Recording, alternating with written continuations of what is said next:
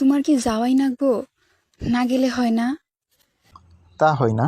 আঙ্গটাহি অস্ত্রকে নিয়ে ওরা যে আঙ্গুরি মারতাছে, এর প্রতিবাদ করাই নাগবো। কিন্তু আমার যে ডর করে তুমি যদি কিসের ডর?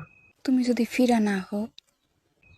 যদি ফিরা না আহি তাইলে বুঝবে আমি শহীদ হয়েছি আমার দেশের কারণে। আল্লাহ গো, এমন কথা কইতে পারো তুমি? প্রতিদিনই তো কত মানুষ মারতেছে।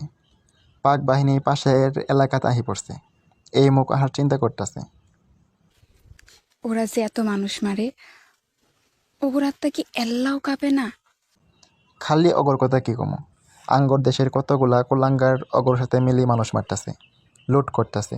এলে দিহিও কি চুপ করিয়ে বসে থাকা যায়? তা তো যায় না। একতরফা মারতে দিলে ওরা দেশটারে শ্মশান বানায় দিব। কিছু তো করা দরকার। তুমি তো সব বুঝো, আমাকে যাওয়ার দেও।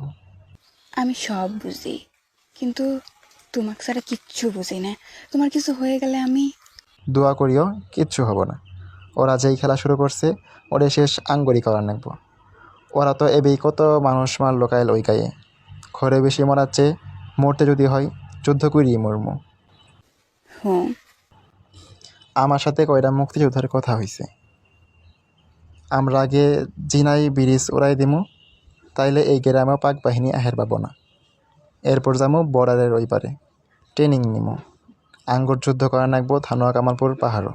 যাও তুমি, বিজয়ের খবর নিয়েই আহিও। আসি।